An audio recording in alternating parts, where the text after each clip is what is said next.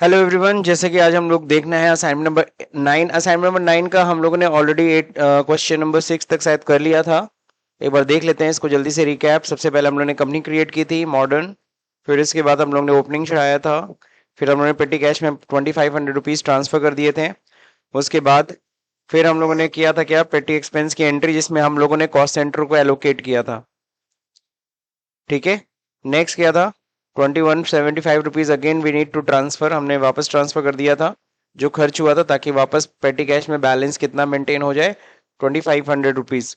Next हम लोगों ने क्या किया था, हम लोग ने ओल्ड फर्नीचर सोल्ड किया था, है ना। पुराना फर्नीचर हमने बेच दिया था 3200 रुपीज में, 35,500 का, जहाँ पे हम लोग ने लॉस किया था, लॉस क्रिएट किया था कितने का, 3500 का, है ना। नेक्स्ट क्वेश्चन नंबर 6, जिसमें हम लोग ने कमीशन पे, इसमें हम लोग ने यूज किया था cost centre class. Cost centre class का यूज किस लिए होता है, जब हम लोग प्रीडिफाइंड कॉस्ट सेंटर चाहते हैं कि हम सीधे अमाउंट डालें, अपने आप वो क्या करे, खर्चे को डिस्ट्रीब्यूट कर ले। नेक्स्ट फर्नीचर परचेज किया था। यहाँ पे हम लोगों ने क्या देखा था कि हम लोग फर्नीचर परचेज, एसेट परचेज की एंट्री भी परचेज में कर सकते हैं। बस फर्क क्या है, हमें आइटम इनवाइस की जगह पे कौन सा वाउचर यूज करना होगा, अकाउंट इनवाइस। कौन सा इनवाइस, अकाउंट इनवाइस। हाँ, प्लस यहाँ पे चूंकि एसेट है तो सीधे 16,000 फर्नीचर की हमने एंट्री कर दी थी। आपको अलग से ये सब दिखाने की जरूरत नहीं, अगर आप कॉस्ट सेंटर का यूज करना चाहते हो तो कर सकते हैं, लेकिन आपको बता दूं, उस केस में आपको फर्नीचर परचेज की एंट्री पेमेंट वाउचर में करनी होगी। किस में करनी होगी, पेमेंट। हालांकि मैंने तो नहीं किया। नेक्स्ट आज हम लोग को देखना था क्वेश्चन नंबर 8। मैंने कहा था कि क्वेश्चन नंबर 8 खुद से करिए, लेकिन अगर आपने किया बहुत अच्छी बात, जिन्होंने नहीं किया वो एक बार समझ लें। तो यहाँ पे देखो दे रखा है क्या, 2 मई 2022 को company makes an expense of ₹90,000 by issuing cheque of HDFC bank to Hariom advertisement company for the different types of advertisement as given below. तो हरिओम एडवर्टीजमेंट कंपनी ने देखो यहाँ पे एडवर्टीजमेंट का खर्चा किया है, एडवर्टीजमेंट सॉरी, इनसे हम करवाए हैं, और इनका टोटल पेमेंट कितना है, 90,000 रुपीज। तो उन्होंने हमें बिल भेजा है, उन्होंने न्यूज़पेपर में ऐड करवाया है, उसका टोटल बिल बना है 30,000 का। जिस 30,000 में अगर ध्यान से देखोगे तो दैनिक जागरण पे कितना, 12,000, अमर उजाला पे 10,000, दीज थिंग्स, वेबसाइट्स पे 7,500, बैनर्स पे 7,000, फिर स्टिकर्स के ऊपर डिजिटल एडवर्टीजमेंट जिसमें radio city big FM cover थे, इस पे 35,000 कवर किया। These are the breakup report. Normally अगर हम इसकी एंट्री करें तो advertisement account debit to cash है, क्योंकि हमने उसको पेमेंट क्या कर दिया है, तुरंत पेमेंट कैश कर दिया है। सही है कि नहीं सही है। तो ये तो ठीक है सर, कोई क्रेडिट नहीं, उधार ही नहीं है। हमने देखो नीचे पेमेंट का चेक भी दे रखा है, हरिओम एडवर्टीजमेंट के नाम पे हमने चेक भी काट दिया, नहीं तुरंत हमने पेमेंट कर दिया। तो अब इस केस में सर जी एंट्री क्या होगा, सेम डेट में हम पेमेंट कर रहे हैं, एक्सपेंस की एंट्री है। तो चलिए पहले तो कॉस्ट सेंटर कॉस्ट कैटेगरी बनानी पड़ेगी। आते हैं टैली पे, पहले तो अपनी कंपनी ओपन कर लेते हैं। हम लोग की कंपनी थी मॉडर्न। क्लियर। अब इसमें देखते हैं, सबसे पहले हम लोग जाएंगे कहाँ पे, क्रिएट में, और कॉस्ट कैटेगरी क्रिएट करेंगे किस नाम से, एडवर्टाइजमेंट। तो मैंने बना दिया एडवर्टीजमेंट के नाम से, है ना। एलोकेट रेवेन्यू की नॉन रेवेन्यू, आपको पता है एडवर्टीजमेंट रेवेन्यू आइटम एक्सपेंस है ना, तो इसलिए रेवेन्यू आइटम ऑन रखिए। अब देखते हैं यहाँ पे, ये तो कर लिया। अब कॉस्ट सेंटर क्रिएट करते हैं किस नाम से, पहले तो एडवर्टीजमेंट के अंदर होगा, अलग अलग मोड है। सबसे पहले न्यूज़पेपर, अंडर क्या रहेगा, प्राइमरी। फिर हमें ये भी बनाना है, दैनिक जागरण, दैनिक जागरण, ये किस में रहेगा, ये न्यूज़पेपर के अंडर में रहेगा। समझ रहे हैं। नेक्स्ट क्या है आपका, अमर उजाला, ये किस में रहेगा, न्यूज़पेपर। फिर आई नेक्स्ट, ये भी किसके नीचे रहेगा, न्यूज़पेपर के नीचे रहेगा। नेक्स्ट होगा वेबसाइट, अंडर प्राइमरी ही रहेगा। बैनर, ये भी प्राइमरी। स्टिकर, ये भी प्राइमरी। डिजिटल एडवर्टीजमेंट,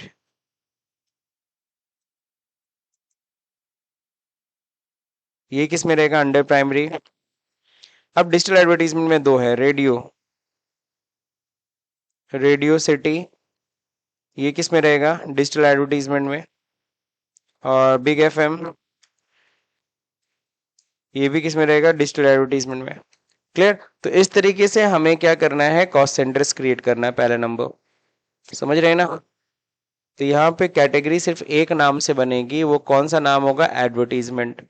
बाकी सारा का सारा आपको पता है, सब में आपको अमाउंट देखना है। जिसके सामने आपको अमाउंट देखना है, जिसके सामने आपको अमाउंट पुट करना है, वो होता है कॉस्ट सेंटर। वो क्या होता है? Cost centre. तो ये सारे के सारे कॉस्ट सेंटर थे। समझ रहे हैं ना? तो कैटेगरी सिर्फ एक नाम से बनेगी, किस नाम से? एडवर्टीजमेंट, जो आपको अपने दिमाग से करना है। बाकी ये सारे के सारे, अब चलिए इसकी एंट्री कैसे करते हैं, चलिए देखते हैं। अब एंट्री करने के लिए हम लोग जाएंगे सीधे पेमेंट मोड में, सीधे वाउचर में करते हैं। पेमेंट में एंट्री किस डेट में करनी है? 2 मई। 2 मई ऑलरेडी हो रखा है। कॉस्ट सेंटर क्लास में कुछ नहीं पकड़ाना। यहाँ पे एडवर्टीजमेंट का एक लेजर बनाना पड़ेगा। एडवर्टीजमेंट एक्सपेंस या marketing expense, what ever name, जिस नाम से भी आप चाहो तो बना सकते हो। मार्केटिंग एक्सपेंस के नाम से भी बना सकते हो, और वैसे एडवर्टीजमेंट एक्सपेंस अपने आप में एक्सपेंस होता है, तो इसलिए बना लो। एडवर्टीजमेंट का अंडर क्या होगा? Indirect expense. और यहाँ पे कॉस्ट सेंटर को क्या करना है? इनेबल। क्यों? क्योंकि हमें कॉस्ट सेंटर को यहाँ पे दिखाना है। अब एडवर्टीजमेंट टोटल कितना अमाउंट खर्च हुआ? You need to show total amount 90,000 rupees. So 90,000 rupees enter कर, जैसे ही करेंगे अब यहाँ कैटेगरी होगी एडवर्टीजमेंट। सही है ना? अब ये सारे एडवर्टीजमेंट के मोड खुल जाएंगे, लेकिन सवाल उठता है अमाउंट किस में शो करना है? क्या हम न्यूज़पेपर पे अगर मैंने अमाउंट शो किया तो I can not show the amount in this. So आपको पता है ये सब के सब किसके नीचे है? न्यूज़पेपर के नीचे ही है। अगर हम इन सब में अमाउंट पुट करेंगे, ऑटोमेटिकली इन सब का सम कहाँ दिखेगा? न्यूज़पेपर में। इसलिए हम न्यूज़पेपर में ना अमाउंट एलोकेट करके, हमको कहाँ अमाउंट एलोकेट करना है? इन सारे में। दैनिक जागरण पे 12,000 एक्सपेंस हुआ है। नेक्स्ट अमर उजाला पे 10,000। नेक्स्ट आईनेक्स पे 8,000।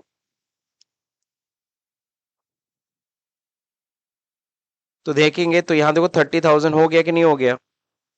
30,000 हो गया ना? आपको पता है ये सारे के सारे न्यूज़पेपर के अंडर है, तो न्यूज़पेपर में अपने आप 30,000 शो करेगा। अगला क्या है? वेबसाइट पे 7,500। वेबसाइट पे 7,500, ठीक है। नेक्स्ट क्या है? बैनर पे भी सेम अमाउंट है। स्टिकर के ऊपर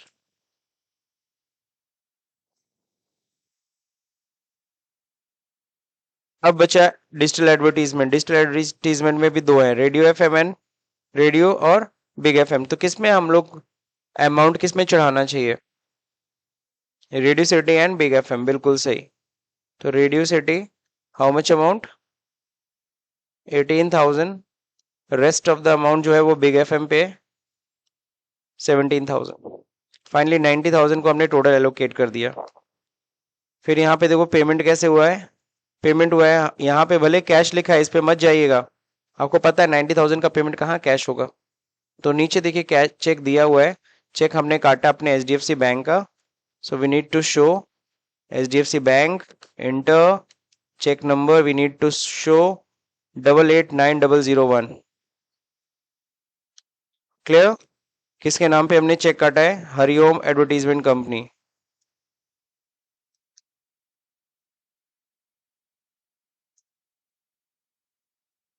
क्लियर? अगर आपको यहाँ पे मेंटेन करना है किस बिल का पेमेंट किए, क्योंकि बिल क्लियर नहीं है, तो यहाँ पे क्या कर सकते हो? बिल नंबर मेंटेन कर सकते हो। HAC नंबर का बिल था, HAC 202। तो ये बिल नंबर ऐसे रिमार्क में मेंटेन, या फिर हालांकि वो बिल नंबर आप नरेशन में भी लिख सकते थे। किस में लिख सकते थे? Narration. Being advertisement expense paid. Clear? समझ में आ गया कि नहीं आ गया? तो ये तो कंप्लीट हो गया सर पेमेंट। अब मेन होता है क्या? पेमेंट करने के बाद मेन होता है इसका रिपोर्ट। अब when you go into the report, आपको पता है डिस्प्ले, वैसे तो हम लोग पीएल अकाउंट में तो बस इतना ही काफी है कि एडवर्टीजमेंट का खर्चा हुआ 90,000, ये तो हमारा काम हो गया। लेकिन मैनेजमेंट को ये नहीं ना चाहिए, मैनेजमेंट को ये चाहिए कि 90,000 का एक्सपेंस जो हुआ है वो कहाँ कहाँ हुआ है, दे वांट टू नो। तो उसके लिए हमने कॉस्ट सेंटर की डिटेलिंग की हुई है। तो हम लोग जाएंगे डिस्प्ले में, फिर जाएंगे स्टेटमेंट ऑफ अकाउंट्स में, कॉस्ट सेंटर में, कैटेगरी समरी में। तो कैटेगरी समरी में तो ये देखो सब दिखा रहा है, बैनर पे कितना खर्च हुआ, डिजिटल एडवर्टीजमेंट तो टोटल अमाउंट दिख रहा है 35,000, और फिर न्यूज़पेपर पे टोटल 30 दिख रहा है, बट न्यूज़पेपर में कहाँ कहाँ खर्च हुआ यहाँ दिख रहा है नहीं। यहाँ पे एंटर करोगे न्यूज़पेपर पे तो अंदर दिखाएगा, लेकिन सवाल उठता, हमारा मैनेजमेंट कह रहा है मेरे को सारा का सारा रिपोर्ट यही चाहिए, नहीं समझे, मुझे न्यूज़पेपर के अंदर भी क्या क्या यही हमें रिपोर्ट चाहिए, एंटर करके मैंने मेरे को तो रिपोर्ट प्रिंट करके दो, प्रिंट करके देंगे तो आएगा।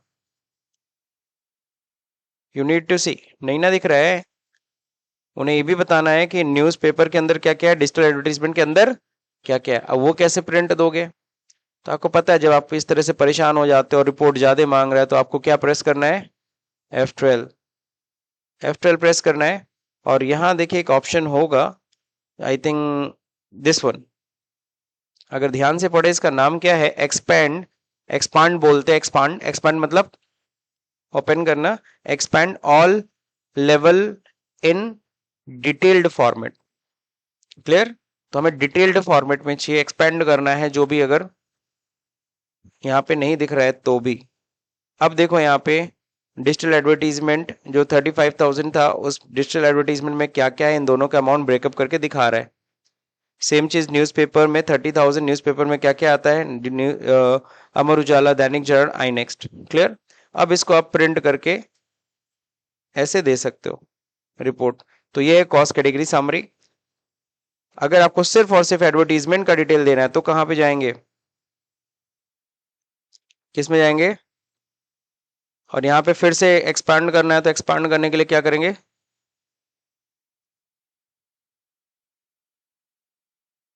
Clear. So this report you can serve to your seniors और योर मैनेजमेंट, समझ गए। तो दिस इज द पॉइंट। देखो सिर्फ एंट्री करना इंपॉर्टेंट नहीं होता, क्योंकि एंट्री बिल्कुल सही, कहीं कल को वर्क करोगे ना तो तुम तो एंट्री करोगे, डेफिनेटली तुमको एंट्री करना है, बट जो जो तुम्हारा बॉस होगा, जो तुम्हारा मैनेजमेंट होगा, वो क्या मांगेगा, रिपोर्ट्स, बात समझे। तो you need to understand also कि रिपोर्ट कैसे बना के देनी है, कौन सी रिपोर्ट वो मांगेंगे, वो रिपोर्ट कहाँ से निकलेगा, है ना, उस रिपोर्ट को और कैसे बेहतर बना सकते हैं, ये आपको पता होना चाहिए, क्लियर, समझ गए। चलिए अब यहां तक तो हो गया, नेक्स्ट आगे बढ़ते हैं हम लोग। ये एंट्री हो गई थी हम लोगों ने, एचडीएफसी बैंक का डिटेल दिया था, एचडीएफसी बैंक का डिटेल आपने मेंटेन किया है कि नहीं किया, चलिए देखते हैं। अल्टर, लेजर, और यहाँ पे एचडीएफसी बैंक। अब देखें यहाँ पे बैंक अकाउंट नंबर हमें दिया तो हम लोग मेंटेन कर लेते हैं।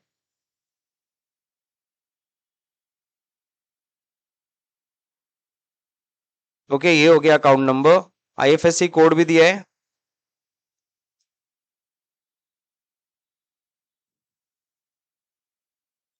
क्लियर। तो ये हो गया उसका एच। अब हम लोग लिखेंगे ब्रांच, ब्रांच उसका है मेन ब्रांच, एड्रेस, एड्रेस है बैंक रोड गोरखपुर।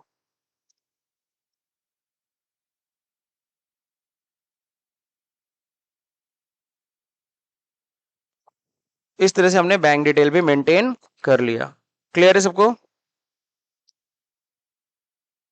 अब कह रहा है 31 मई 2022 को विदड्रॉ 25,000 फ्रॉम एचडीएफसी, तो चलिए विदड्रॉ कर लेते, बहुत सिंपल सा क्वेश्चन है ये। विदड्रॉ की एंट्री किधर होगी, कॉन्ट्रा में, सही है। डेट जरा देख लीजिए, किस डेट को, 31 मई। अब यहाँ पे देखिए कहाँ से निकल रहा है, बैंक से जा रहा है पैसा, तो क्रेडिट मतलब जहाँ से जा रहा है। तो एचडीएफसी बैंक, दो बैंक में मेरे पास 133 है, विदड्रॉ कर रहे हैं 25,000, तो 25,000 जैसे विदड्रॉ करूंगा ये अमाउंट घट जाएगा ना, रिड्यूस हो गया। बोल रहा है सर चेक नंबर बताओ, तो हम लोग खुद पैसा निकाल रहे हैं, सेल्फ चेक है ना। तो अकाउंट पे ही तो होगा नहीं, क्रॉस तो होगा नहीं, जब खुद पैसा निकालते हैं तो काहे का क्रॉस, हटा दीजिए। यहाँ लिख सकते हैं वैसे सेल्फ चेक, है ना, क्या है ये, सेल्फ चेक है। और चेक नंबर मांग रहा है 889002, क्लियर। किस डेट को निकला है, 31 मई को। किसने निकाला है, हम लोग खुद निकाल रहे हैं, self, favouring name self, clear. Now next, अब यहाँ पे जरा देखिए यहाँ पे क्या होगा, कैश आ रहा है 25,000, तो देखो बैंक में 133 था ना, 25,000 निकल गया, घट गया, सही है। Entry being cash withdraw, now it is clear, being cash withdraw entry complete.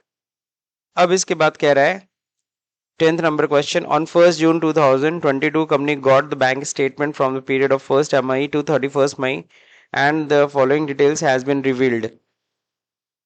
क्या है, अगर हम जाके देखें अपना बैंक का लेजर, बैलेंस शीट में दिखता ही है, ये है बैंक, तो मेरे बैंक में कितना दिखा रहा है, एंटर करके अब ये भी देख लो कौन सा बैंक है, HDFC बैंक है। बैलेंस कितना आ रहा है 1,08,000, इनका कितना आ रहा है 1,07,300। ये बैंक स्टेटमेंट है। बैंक स्टेटमेंट में, ये बैंक स्टेटमेंट हमने निकलवाया HDFC का, और वहां पे 1 मई से 31 मई का, और वहां बैलेंस दिखा रहा है 1,07,350 रुपीज। तो हमारे बैलेंस में और बैंक के बैलेंस में डिफरेंस आ रहा है ना, तो वो डिफरेंसेस को हम लोग मैच करना है। तो बैंक रिकंसिलिएशन करते कैसे हैं, चलिए देखते हैं। आप लोग को बैंक रिकंसिलिएशन की ऑलरेडी थियरी बता चुके हैं। देखो, बैंक बैलेंस एक तो हम भी मेंटेन करते हैं, जब भी हम बैंक में पैसा जमा करके निकालेंगे हम भी एंट्री कर रहे हैं, बैंक तो एंट्री कर ही रहा है। कई बार क्या होता है कि मेरे हिसाब से बैलेंस कुछ और आता है, बैंक के हिसाब से बैलेंस कुछ और आता है। अब बैठ के बैंक से झगड़ा तो करेंगे नहीं, बैंक से स्टेटमेंट निकलवा लेंगे, अब उस स्टेटमेंट को अपने ट्रांजैक्शन से क्या कर लेंगे, मैच करा लेंगे। This is called bank reconciliation, इसी को शॉर्ट में BRS बोलते हैं, बैंक रिकंसिलिएशन स्टेटमेंट। रिको शॉर्ट में मार्केट में इसको क्या किस नाम से बोला जाता है, रिको। तो आपको बैंक रिको करना है, हर मंथ के एंड में हम बैंक से स्टेटमेंट निकलवाते हैं, उनके बैलेंस को अपने बैलेंस से क्या करते हैं, मैच कराते हैं। तो चलिए इसको करते हैं। ऑलरेडी अकाउंटिंग की क्लास में हम लोगों ने बैंक रिकंसिलिएशन पढ़ा था कि नहीं पढ़ा था। और अगर किसी को दिक्कत है बैंक रिकंसिलिएशन समझना है बढ़िया से, तो आप सिंपल सा लिख लीजिएगा bank reconciliation bye Deepak Gupta, आपको एक वीडियो मिल जाएगा, है ना, वहां पे। चलिए, तो अब जरा देखते हैं, यहाँ पे हम लोग बैंक रिकंसिलिएशन करने जाते हैं। बैंक रिकंसिलिएशन करना है तो उसके लिए कहाँ जाना है, दो तरीके हैं। पहला बहुत सिंपल तरीका है, बैंकिंग में जाइए, यहाँ होता है बैंक रिकंसिलिएशन, पूछता है कौन से लेजर का करना है, इसी का, HDFC बैंक, इसके सामने इसका खाता नंबर भी आ रहा है, आप खाता नंबर यहाँ से मैच भी कर सकते हो, सेम है, एंड देन एंटर। ये देखो कहाँ पे आ गए हम लोग, रिकंसिलिएशन, दैट मीन्स रिको पे आ गए। किसका कर रहे हैं, HDFC बैंक का, ठीक है। एक ये तरीका होता है, यहाँ पे आपको कोई शॉर्टकट की प्रेस करना पड़ा नहीं। अब मैं एक और तरीके से बता रहा हूँ। दूसरा तरीका होता है, आप डिस्प्ले में जाइए, आप अकाउंट्स बुक में जाइए, आप लेजर में जाइए, है ना, या कैश बैंक में भी जा सकते हैं। कौन से बैंक में जाना है, HDFC। एंटर करिए, एंटर तब तक करिए जब तक लेजर ना खुल जाए। ये देखिए लेजर ओपन हो गया HDFC का। अब यहाँ पे Alt F2 करिए, कब से कब तक का, 1 मई से 31 मई, ऑलरेडी है। ये क्यों यू कर रहा हूं, क्योंकि देखो यहाँ पे भी हमें स्टेटमेंट कब से कब तक का मिला है, तो ये रिकंसिलिएशन करना है। अब यहाँ रिकंसिलिएशन का बॉक्स नहीं खोला, यहाँ नीचे अगर ध्यान से देखेंगे ओपनिंग बैलेंस कितना दिख रहा है 191 और क्लोजिंग बैलेंस 18, ठीक है। अब रिकंसिलिएशन का देखेंगे कहीं शॉर्टकट की लिखा होगा, Alt R, तो Alt R यहाँ पे प्रेस करिए, तो देखो यहाँ पे रिकंसिलिएशन में पहुंच गए। तो दो तरीके हैं ना रिकंसिलिएशन में जाने के, पहले वाले तरीका तो गेटवे ऑफ टैली पे ही मिल रहा था बैंकिंग में, और दूसरा तरीका ये भी है। अब यहाँ पे क्या करना है, मुझे रिकंसिलिएशन करना है। यहाँ ध्यान से देखो, balance as per company book, हमारे बुक के हिसाब से बैलेंस कितना आ रहा है 18, और बैंक के हिसाब से कितना आ रहा है 191। चलिए मैच करते हैं। ये सारा डेट क्या है, जिस दिन मैंने एंट्री की है, पर्टिकुलर किस चीज की है, किस मोड में किया एंट्री, ट्रांजेक्शन किसके थ्रू हुआ है, चेक के थ्रू, और इंस्ट्रूमेंट नंबर, चेक नंबर दिया है यहाँ, और इंस्ट्रूमेंट डेट हमने चेक के ऊपर क्या डेट था वो भी मेंशन किया है। अब यहाँ बैंक डेट पे एंट्री करनी है। बैंक डेट मतलब बैंक में अगर मैंने चेक काटा आज के दिन, तो बैंक में किस दिन निकला वो पैसा। चेक मैंने आज काट के आपको दिया, आप गए 10 दिन बाद निकालने, तो बैंक में एंट्री कब हुई होगी 10 दिन बाद, तो आपको वो डेट यहाँ पे लिखनी है, बैंक की डेट यहाँ पे पुट करनी है। तो चलिए देखते हैं, मैच कराते हैं। सो पहला चेक नंबर है यहाँ पे 656501, दिस वन 656501, सही मैच कर गया ना। यहाँ देखो ओपनिंग बैलेंस कितना था 191, यहाँ देखो कितना है 191, सेम है कि नहीं, सेम है, सही है। अब इसके बाद 65651 हमने 2 मई को खाते में पैसा आया है, क्लियरिंग हुआ है मेरे खाते में। क्रेडिट, बैंक में क्रेडिट का मतलब होता है हमारे में प्लस हुआ है। यहाँ पे क्रेडिट, यहाँ पे तुम्हें किधर दिखेगा, डेबिट में। उल्टा होता है ना जस्ट। हम जब बैंक में जमा करते पैसा हमें डेबिट मारते हैं, बैंक क्या करेगा, जस्ट उल्टा करता है, क्या, क्रेडिट करता है। तो यहाँ देखो डेबिट, और इनका देखो किधर दिख रहा है ये, क्रेडिट। सही कि नहीं सही है? तो चलिए 656501 फर्स्ट सेकेंड मई, हमने देखो जो पैसा आया था हमने एंट्री कब की थी, 1 मई को हमने एंट्री कब की थी, लेकिन बैंक में आया कब, 2 मई को। देखो ना 2 मई, तो बस यहाँ पे बैंक का डेट डाल देना 2 मई। अब जब जैसे मैं 2 मई लिख के एंटर करूंगा, यहाँ देखना बैलेंस, ये क्लोजिंग बैलेंस वाला देखिएगा, एंटर करूं, बैलेंस एज पर बैंक अब कितना हो गया, 223 हो गया। यहाँ देखो 223 मैच कर रहा है कि नहीं कर रहा है, सही जा रहा है।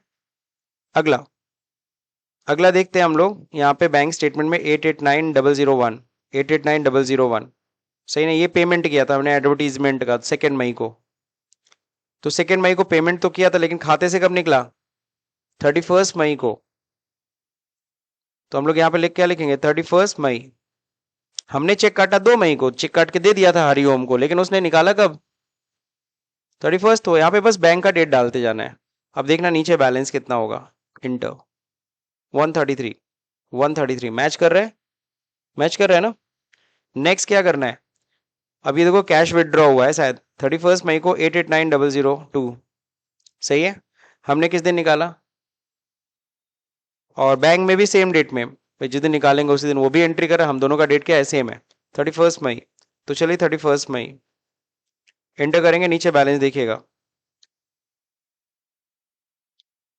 1818 मैच कर गया, हम दोनों का मैच कर गया। लेकिन यहाँ पे बैलेंस अभी भी बैंक में क्या है, 650 का बैंक चार्ज कटा है 31 मई को, हमें पता चला, अब जाके पता चल रहा है जब हमें स्टेटमेंट बैंक से निकलवाए।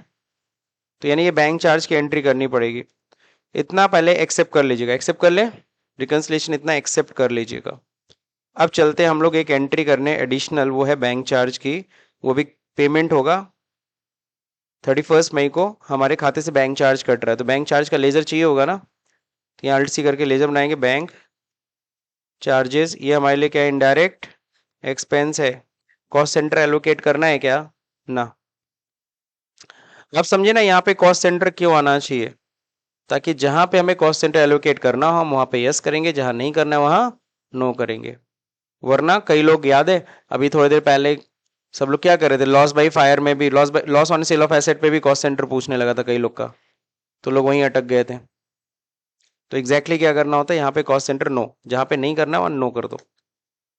कितना बैंक चार्ज कटा है, 650, देख लो 650 कटा है, किस डेट में, 31 मई। कहां से कटा है,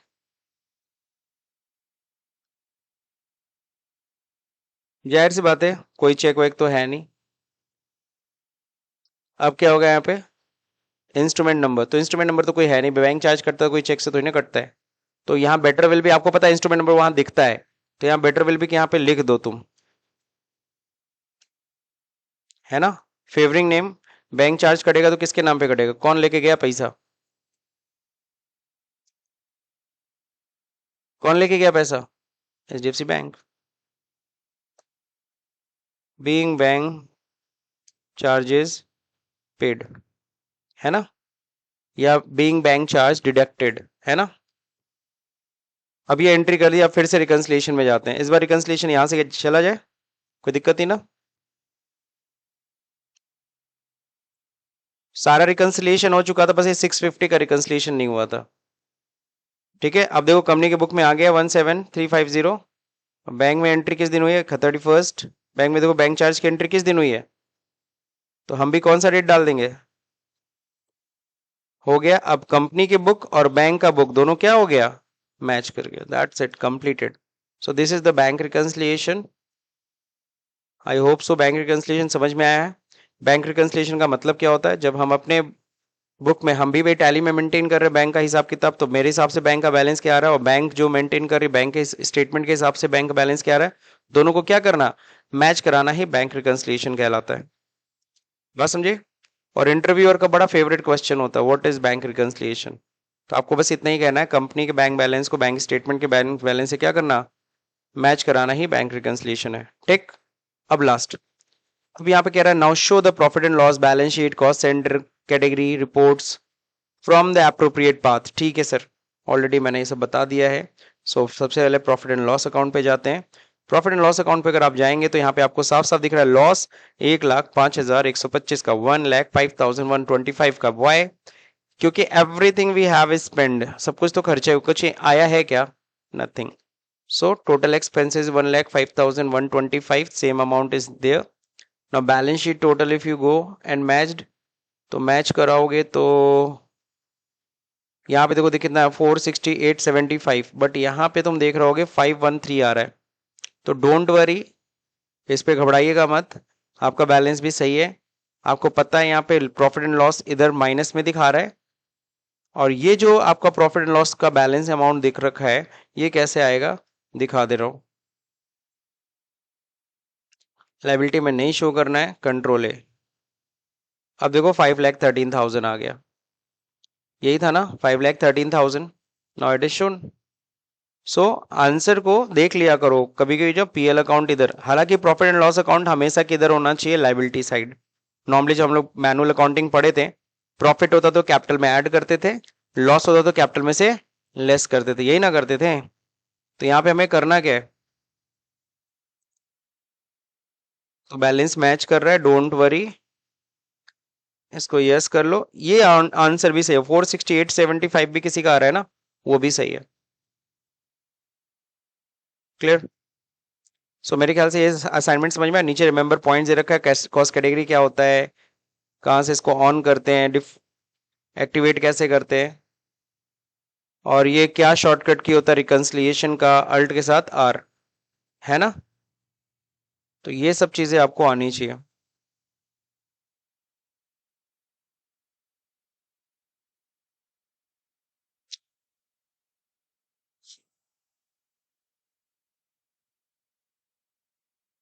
अगला असाइनमेंट जो होगा, अगला है वो chapter number 10, that means assignment number 10, जिसमें हम लोग बेसिकली पढ़ेंगे क्या, इंटरेस्ट कैलकुलेशन। ठीक है, तो अगला टॉपिक इंटरेस्ट कैलकुलेशन का है, बट बिफोर दैट अभी यह असाइनमेंट पहले आप लोग कंप्लीट कर लीजिए।